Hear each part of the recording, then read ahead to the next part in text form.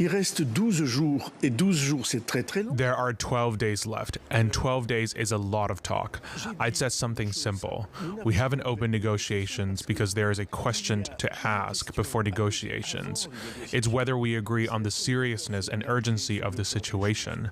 And if we agree on the seriousness and urgency, then we open negotiations. We will still have a month before the presentation of the budget. We have plenty of time to look at things. And I said I was ready to examine, measure by measure, as they say, decision by decision, everything we have announced. La totalité de ce que nous avons. Well, let's bring in Bloomberg's Connan, standing by, of course, for the latest. Caroline, is this a Prime Minister who is trying to ensure that his ouster is not a fait accompli? How likely is it, how realistic is it that he can actually move the dial in conversations with other lawmakers in those 12 days ahead? Every day we seem to have a new charm offensive from the Prime Minister Francois Bayrou, this time to the general public opinion, because as you know, he's the least popular Prime Minister since President Macron was elected in 2017. Clearly, he really tried to say that, again, the debt issue is the most important of all, and that he is ready to discuss with every single opposition party. So he's invited all the opposition parties next week for a round of talks before this confidence vote the following week, to try and convince them that the debt issue is the most important of all. And he said he's open again to discuss every single measure, including scrapping the 2 bank holidays, including the freezing of welfare and pensions, including perhaps a new tax on the highest earners. We'll see how the discussions go on next week. At the moment, the socialists, their only hope of survival for Francois Bayrou, have closed the door, saying you cannot really dissociate the confidence vote and the actual measures within the budget.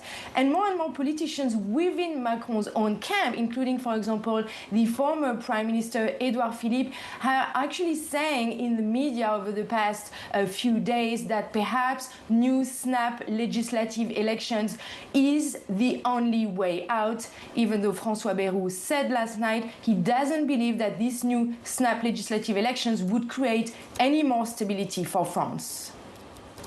OK, yeah, the argument from some, then, that you need to do something to break the deadlock in the French parliamentary system right now. What is next, then, Caroline? Now, the question, of course, is are these new possible legislative elections a good idea for the socialists, for example, because the alliance between the moderate left-wing, the socialists, and the far left has been broken. So if the socialists have to go back to the polls, then they will have to be alone. Some of them might be afraid of losing their seats. Is that what they're going to think about over the next few days? This is perhaps one of the bets of Prime Minister Francois Bayrou. Meanwhile, he's going to speak to the MEDEF business lobby this afternoon. Of course, the business community is very concerned about this new political uncertainty in France. They're really exasperated with everything that's been going on over the past year.